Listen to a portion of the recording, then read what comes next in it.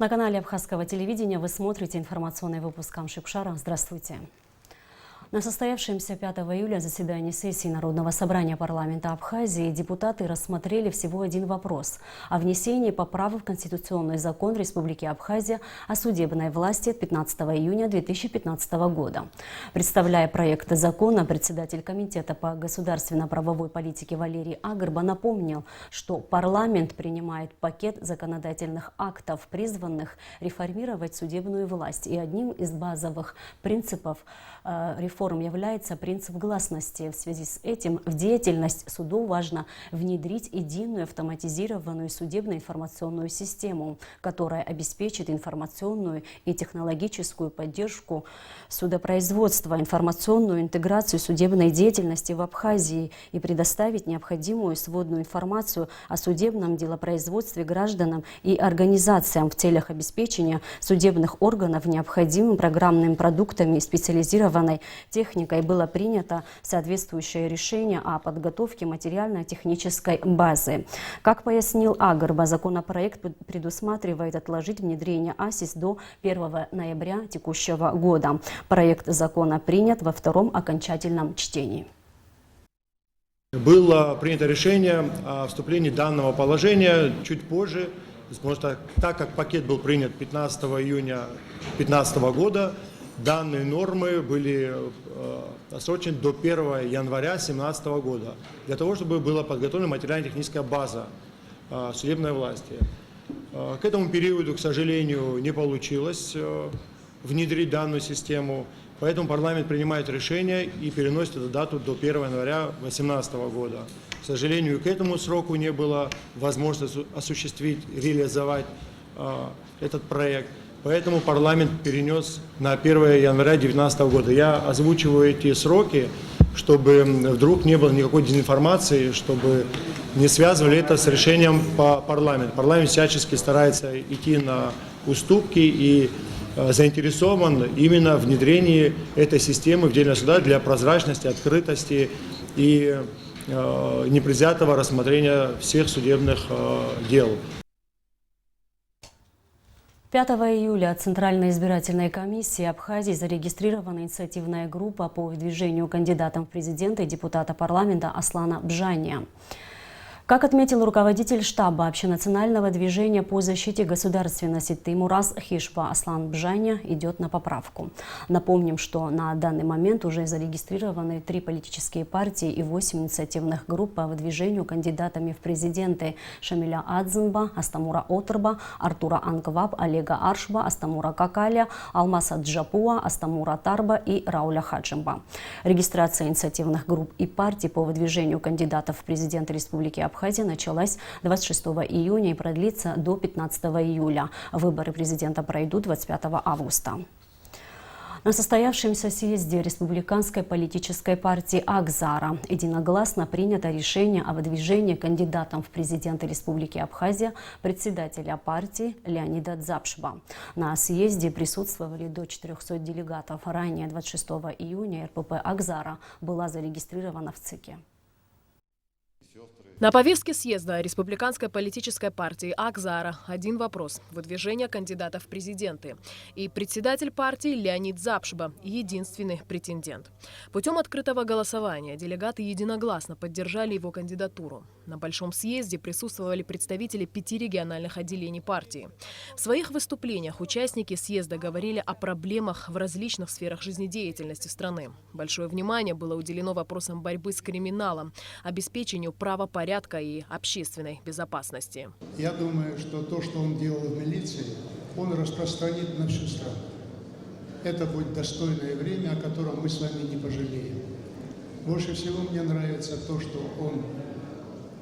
мы с ним неоднократно это обсуждали, он сказал: если я не справлюсь в течение года, если вы не увидите перемены к лучшему, я не буду держаться за власть. Я иду во власть не ради власти, а ради людей. Он патриот своей родины, он любит свой народ, свою семью и не мыслит себе другого места, где он смог бы себя чувствовать хорошо. Политическая партия Акзаара – одна из самых молодых в Абхазии. Она была создана в феврале 2019 года.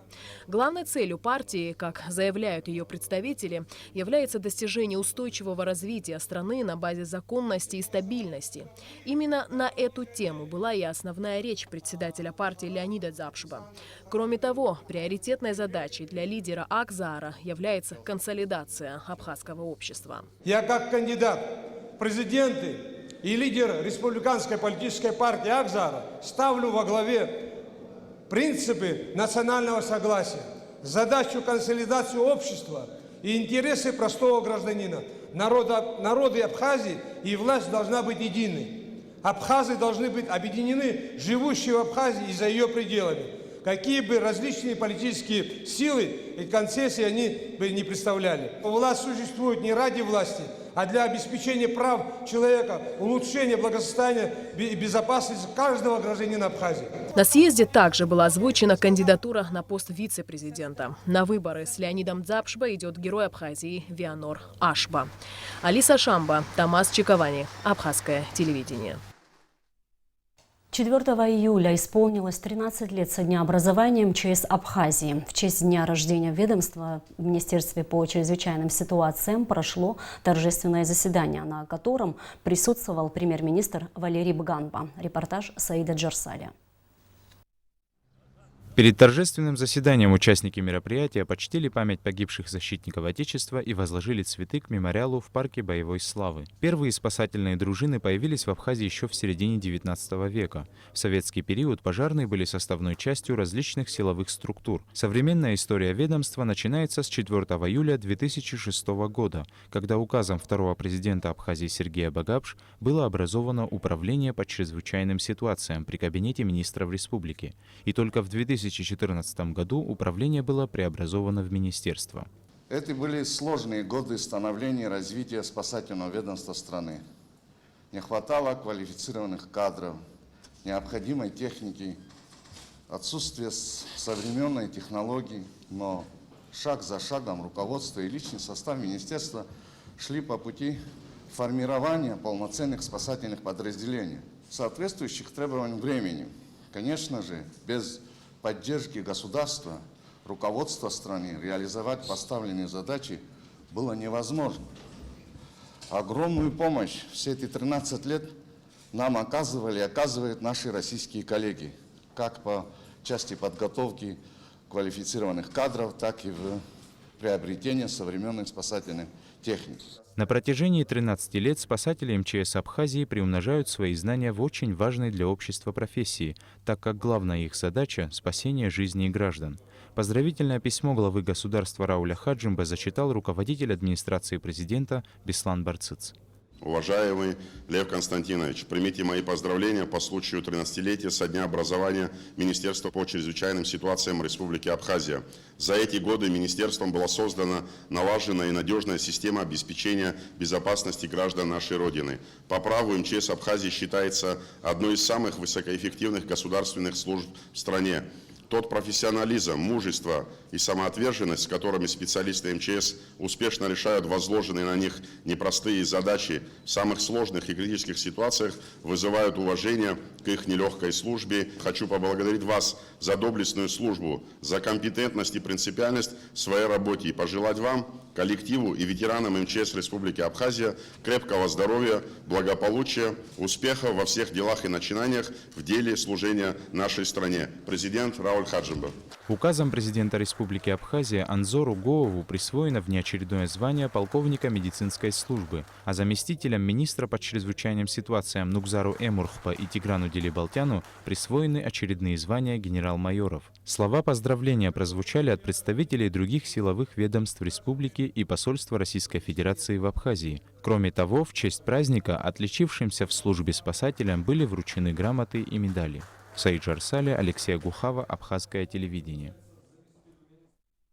По приглашению представителей благотворительного фонда развития абхазского языка имени Баграта Шинкуба в Абхазию прибыл ученый из Уэльса, директор программы по двуязычию и многоязычию Валийского университета, доктор Хайуэлл Глин Льюис. В течение 2 дней профессор рассказывал абхазским ученым и языковедам о том, как у него на родине удалось решить проблему сохранения и развития уэльского языка.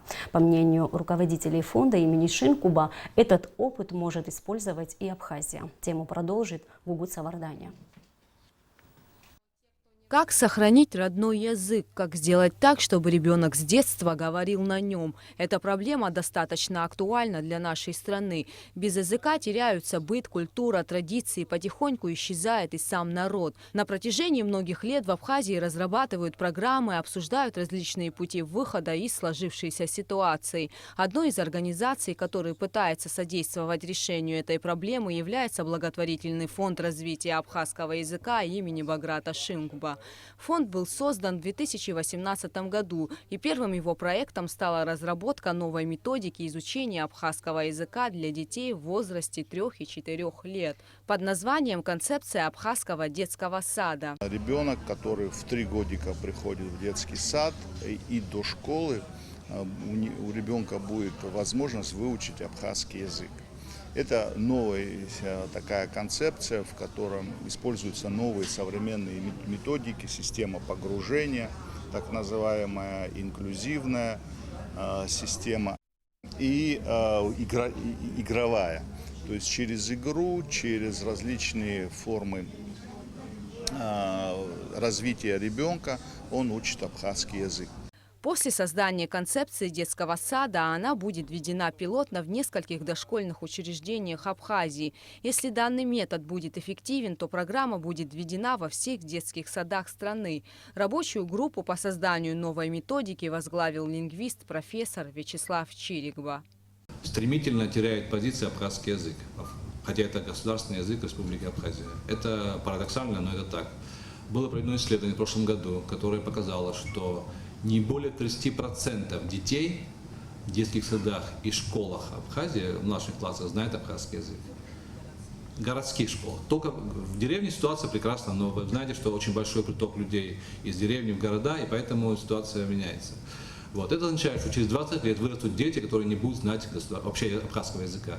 Часто мы мало пользуемся в городах, к сожалению, а они просто не будут знать его. То есть ситуация будет коренным образом другая, и придется прилагать большие усилия, чтобы возрождать язык.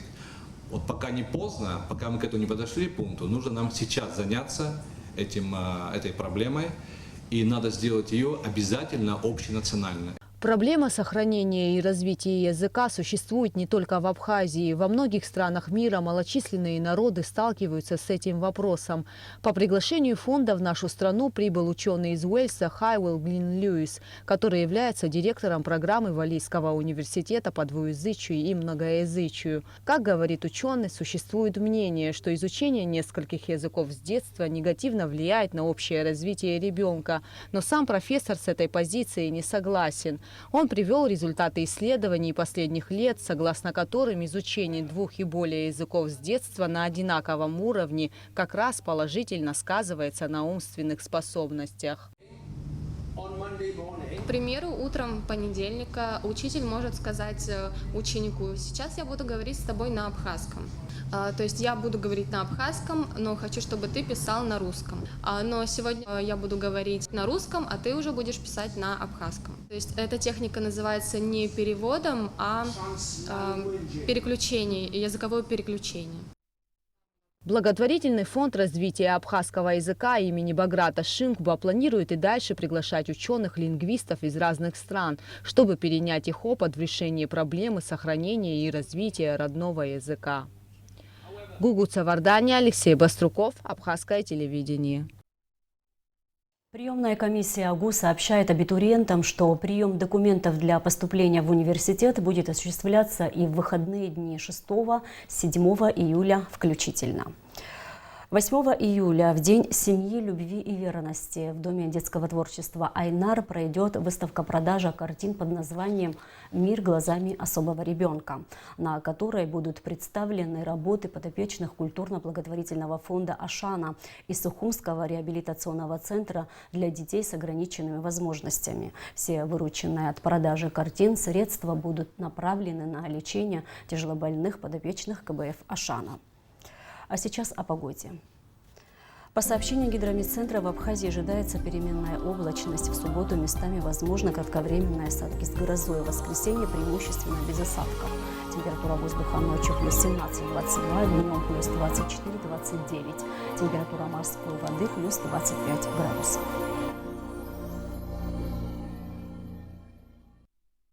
На этом наш выпуск завершен. Всего вам доброго.